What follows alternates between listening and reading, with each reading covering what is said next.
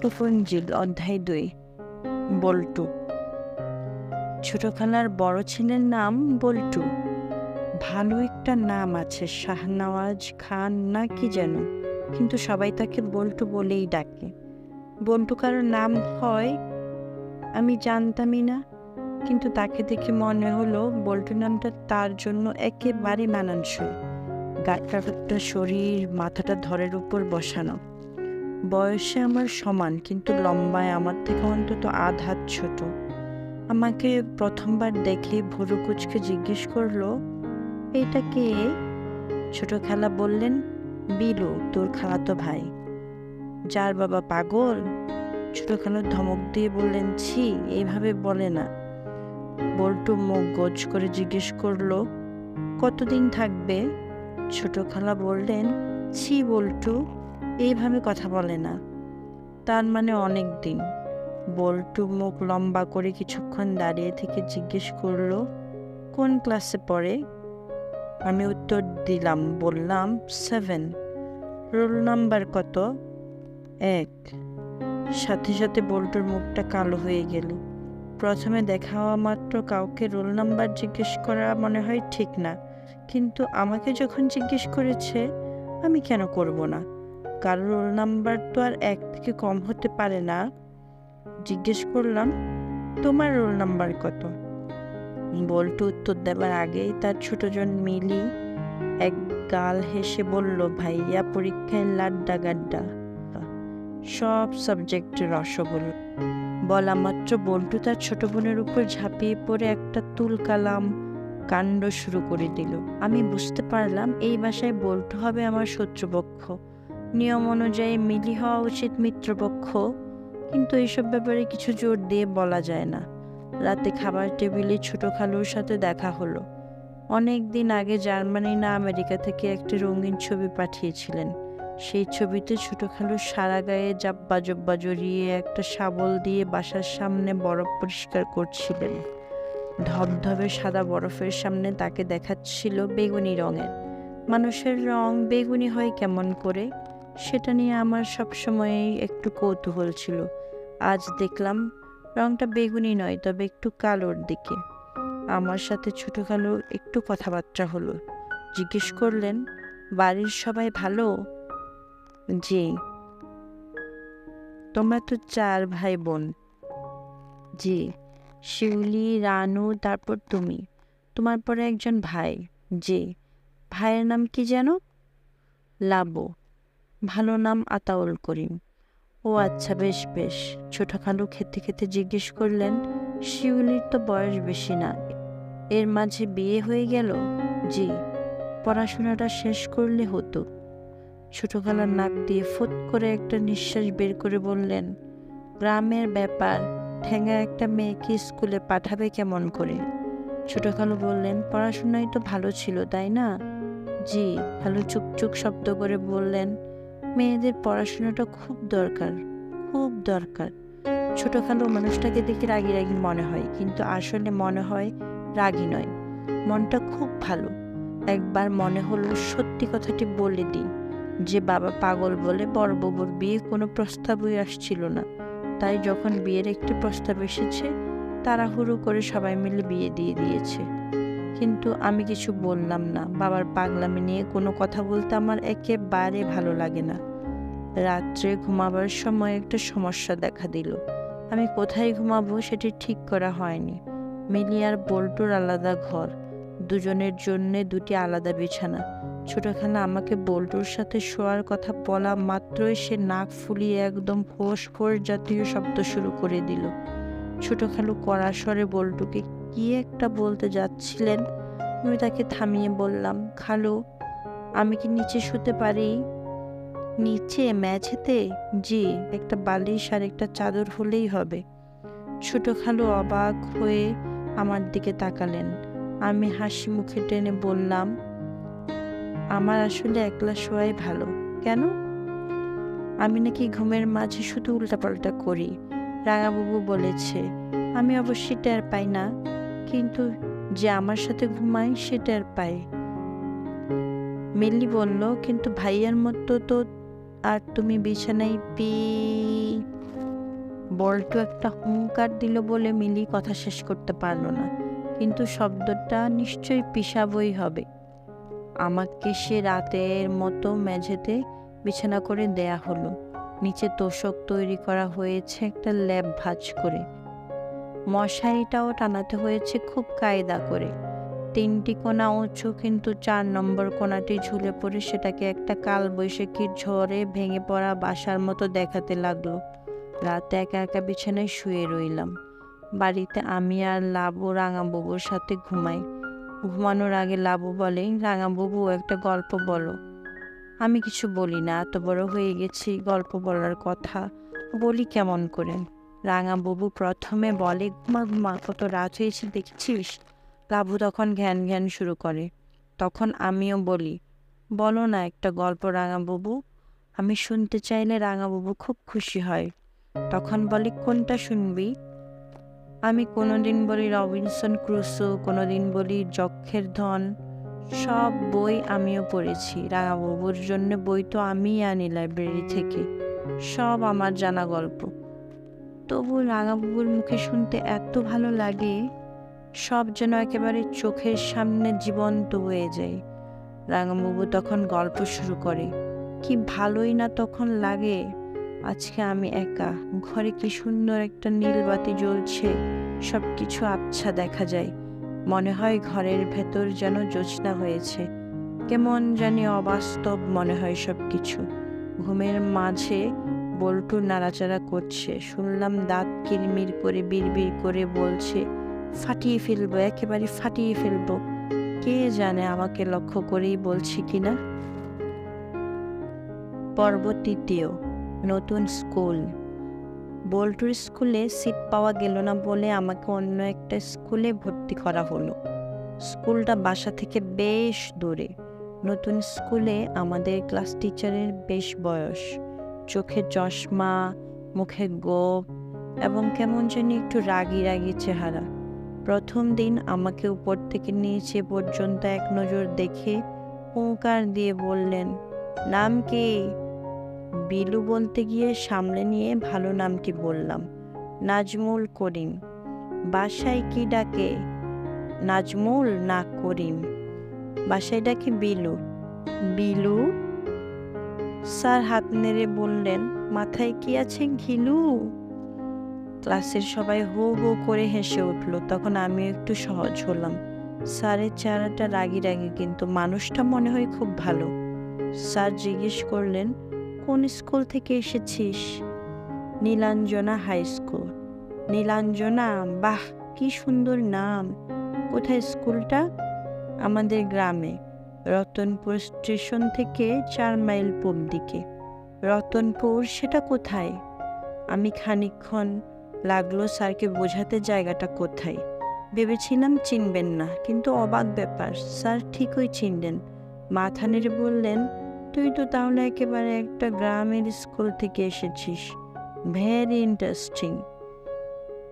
কীরকম পড়াশোনা হয় আজকাল বল দেখি? ভালোই হয়। ছাত্র কয়জন? আমি মাথা চুলকালাম। স্কুলের ছাত্র কয়জন কখনো তো বের করার চেষ্টা করিনি। অ্যাসেম্বলির সময় মাঠের আধা আধি প্রায় ভরে যায়, কিন্তু সেটা তো উত্তর হতে পারে না। ইতস্তত করে বললাম, অনেক। অনেক? এটা আবার কীরকম উত্তর হলো? একটা নাম্বার বল। জানি না স্যার। তোর ক্লাসে কয়জন ছাত্র? এখন 30 জন। বর্ষার সময় কমে যায়, যাতায়াতের অসুবিধে তাই। কীরকম অসুবিধে? পানি উঠে যায়, রাস্তাঘাট ডুবে যায়, অনেক ঘুরে বড় সড়ক দিয়ে যেতে হয়, কাদা পানিতে হাঁটা খুব শক্ত। ক্লাসের একজন ছাত্র জিজ্ঞেস করলো, তখন কি তোমরা বুট পরে যাও? স্যার হো হো করে হেসে উঠলেন। বললেন, ধুর বোকা, গ্রামের ছেলেদের বুট ফুট লাগে না, তারা খালি পায়েই হেঁটে যেতে পারে। স্যার ঠিকই বলেছেন। জুতা আমি বলতে গেলে কখনোই পরিনি। এখন পরে আছি, কিন্তু সেটা তো স্কুলের পোশাক, সাদা শার্ট, নীল প্যান্ট আর কালো জুতা। স্যার জিজ্ঞেস করলেন, গ্রাম থেকে হঠাৎ চলে এলি যে? আমার ছোট খালার বাসা থেকে পড়াশোনা করতে এসেছি স্যার। ও, তাহলে তোর আব্বা আম্মা কোথায় আছেন?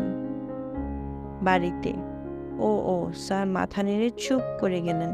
একটু পরে বললেন, যা গিয়ে বস, নতুন নতুন তোর একটু অসুবিধে হতে পারে, আমাকে বলিস। আমি পিছনের দিকে গিয়ে একটি খালি সিটে বসলাম। একজন একটু সরে আমাকে জায়গা করে দিল। আমাকে খুব ভালো করে লক্ষ্য করলো ছেলেটা। ক্লাসের নতুন ছেলে এলে মনে হয় এভাবে লক্ষ্য করতে হয়। ঘন্টা পড়ার পর স্যার চলে যেতে এই দুজন ছেলে আমার দিকে এগিয়ে এলো। একজন ফর্সা মতো শুকনো, অন্যজন বেশ কাট্টা। ফর্সা মতন ছেলেটি জিজ্ঞেস করলো, বর্ষাকালে তুমি কি লুঙ্গি পরে স্কুলে যেতে? ছেলেটা কেন এটা জিজ্ঞেস করছে বুঝতে পারলাম না। জিজ্ঞেস করার ধরনটা বেশি ভালো না, কিন্তু তবে আমি উত্তর দিলাম। বললাম, হ্যাঁ, লুঙ্গি পরে না যাওয়া কঠিন, কখনো হাঁটু পানি, আবার কখনো আরো বেশি। ফর্সা ছেলেটা তার সঙ্গীর পেটে একটা খোঁচা দিয়ে বলল, দেখ আমি বলেছি না।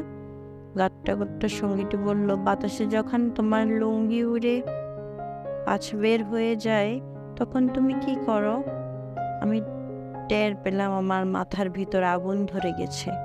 বাবা পাগল বলে সারা জীবন শুধু লোকজনের টিটকিরি শুনে এসেছি। এটা আমার কাছে নতুন কিছু না। টিটকিরি কেমন করে শুনতে হয় আমার থেকে ভালো করে কেউ জানে না। টিটকারি শুনে কি করতে হয় সেটাও আমার থেকে ভালো করে কেউ জানে না। আমি খপ করে ছেলেটার শার্টের কলারটা ধরে বললাম, আমি তোমার মশকরার মানুষ না, আমার সাথে মশকরা করো না, দাঁত ভেঙে ফেলে দেব। ছেলেটা আর যাই করুক আমার কাছে এরকম ব্যবহার আশা করেনি। একেবারে থতমত খেয়ে গেল। কিছু একটা বলতে যাচ্ছিল, ঠিক তখন স্যার এসে গেলেন বলে কিছু বলতে পারলো না। নিজের জায়গায় বসে একটু পরে পরে আমার দিকে চোখ পাকিয়ে তাকাতে লাগলো। কে জানে ব্যাপারটা ভালো হলো কিনা, কিন্তু আমি দেখেছি ফিসলে বদমাশগুলোকে এই ওষুধ দিয়ে খুব সহজে সিধে করে দেওয়া যায়। আমার পাশে যে বসেছিল সে গলা নামিয়ে বলল, লিটন হচ্ছে জুনিয়র ব্ল্যাক বেল্ট। লিটনকে?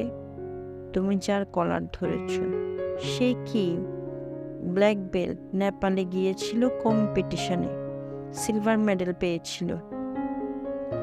স্যার হুঙ্কার দিলেন, কে কথা বলে রে? পাশের ছেলেটি চুপ করে গেল। আমি তাই জানতে পারলাম না ব্ল্যাক বেল্ট মানে কি। ব্ল্যাক বেল্ট মানে কি জানতে পারলাম টিফিনের ছুটিতে। স্যার বের হয়ে যেতেই গাট্টা লিটনের ফর্সা মতন চশমা পরা ছেলেটা আমার কাছে এগিয়ে এলো। ক্লাসের বেশিরভাগ ছেলেরা কিভাবে জানি বুঝে গেছে কিছু একটা হবে। সবাই ক্লাসের মাঝে ছড়িয়ে ছিটিয়ে অপেক্ষা করতে থাকে। লিটন আমার খুব কাছে এসে দাঁড়ালো। এরকম সময় তাই করার নিয়ম। তারপর বুকে একটা ধাক্কা দিয়ে বলল, তোকে আজ কি মানাবো? আমার একটু ভয় লাগলো না। জীবনে অনেক মারপিট করেছি, কাজেই জানি এটা এমন কিছু কঠিন জিনিস না। যারা মারপিট করে না তারা মনে করে ব্যাপারটা সাংঘাতিক কিছু একটা, খুব ভয় পায়। আমি লিটনের বুকের ধাক্কাটা ফেরত দিয়ে বললাম, আমাকে জানিও না। লিটন আবার আমার বুকে ধাক্কা দিল, এবারে আর একটু জোরে। তারপর বলল, একেবারে কিমা বানিয়ে দেব। মনে হচ্ছে সত্যি মারপিট করতে চাই। অনেক সময় এগুলি ভয় দেখানোর জন্য করা হয়, কিন্তু মনে হচ্ছে এটা শুধু ভয় দেখানোর জন্য নয়। মারপিট করার আগে অবস্থাটা একটু বুঝে দেখতে হয়। আমি আশেপাশে তাকালাম। ক্লাসের প্রায় সবাই মজা দেখার জন্য দাঁড়িয়ে আছে। মারপিট দেখার মতো মজার ব্যাপার কি হতে পারে? আমিও খুব শখ করে দেখি। শুরু হওয়ার পর কেউ কারো পক্ষ নিবে কিনা সেটা হচ্ছে বড় কথা।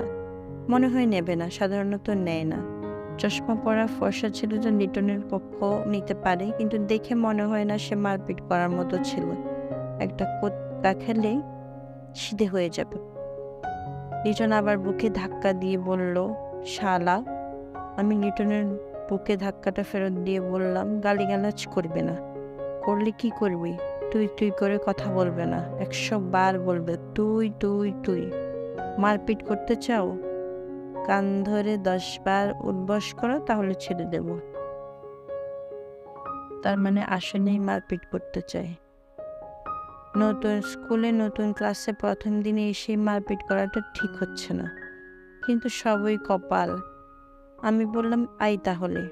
লিটন একটু পিছনে সরে গিয়ে 2 হাত উপরে তুলে দাঁড়ালো।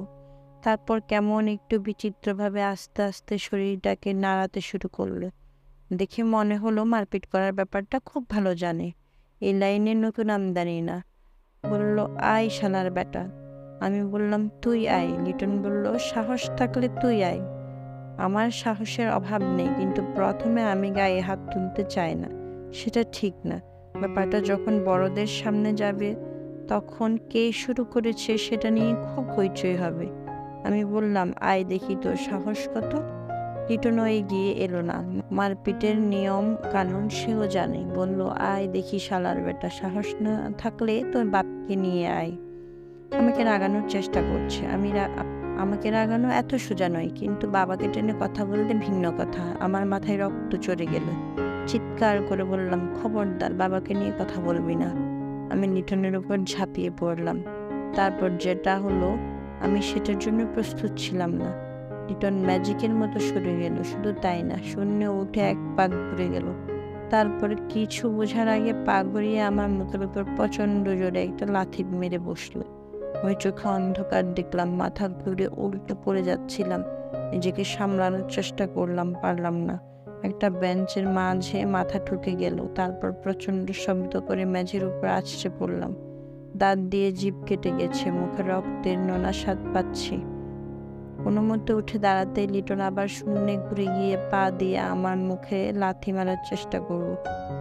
সতর্ক ছিলাম বলে কোনো মতে মাথাটা কাটালাম, কিন্তু লাথিটা এসে লাগলো বুকে।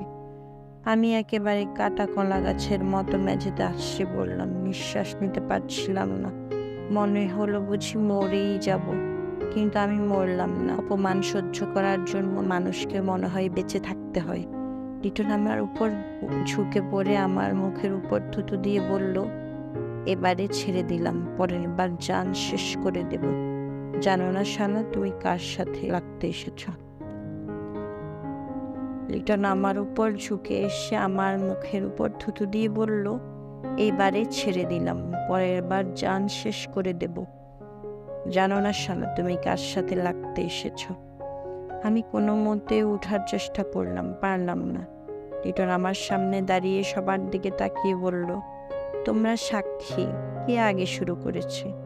কেউ কিছু বলল না। কে শুরু করেছে?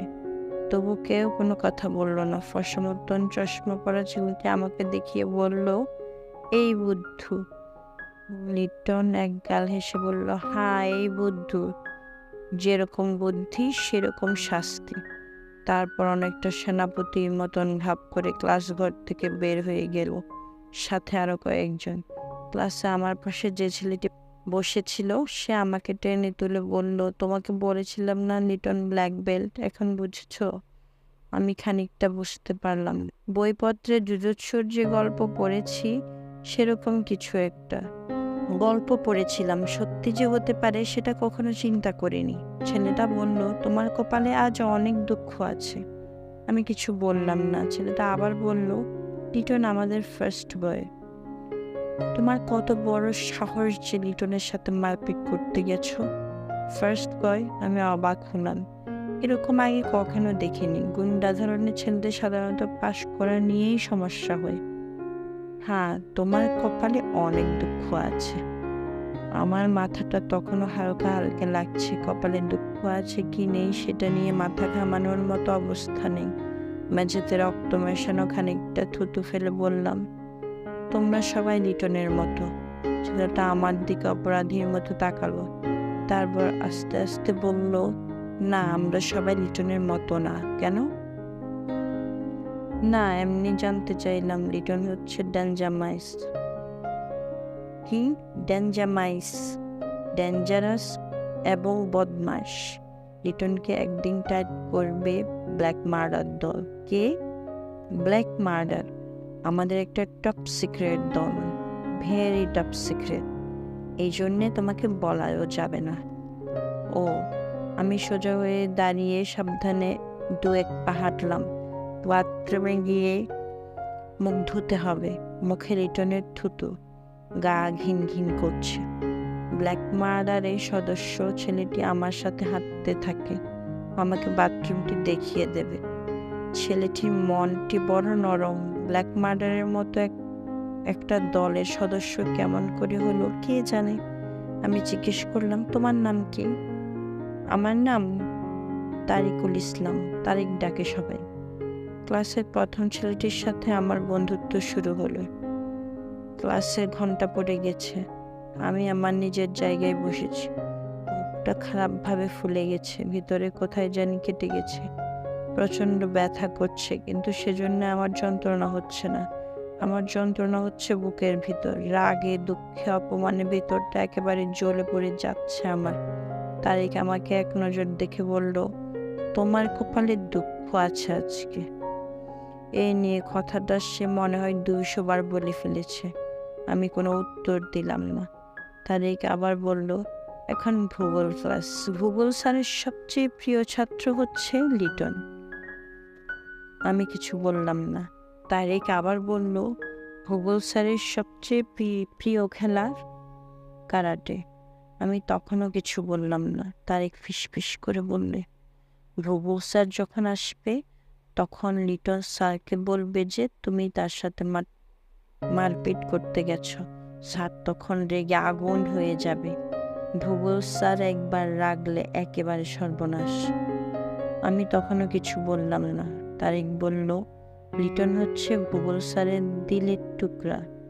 স্যার তখন তোমাকে হেড স্যারের কাছে পাঠাবেন, তারপর তোমার বাসায় চিঠি যাবে, তোমার এখন ডেঞ্জারাস বিপদ, বাসায় এখন চিঠি যাবে। আমি বললাম, গেলে যাবে, আমি সব ছেড়ে ছুড়ে বাড়ি চলে যাব, থাকবো না এখানে। আমার চোখে পানি এসে গেল হঠাৎ। তারিককে না দেখিয়ে চোখ মোছার চেষ্টা করলাম। তারিক তবু দেখে ফেললো। জিভ দিয়ে চুক চুক করে শব্দ করে আস্তে আস্তে বলল, কি ডেঞ্জুপদ, তোমার কপালে অনেক দুঃখ আজ। কিন্তু দেখা গেল সেদিন আমার কপালে আর নতুন কোনো দুঃখ ছিল না। ভূগোল স্যার আসেননি বলে ক্লাস নিতে এলেন আমাদের সকালের ক্লাস টিচার।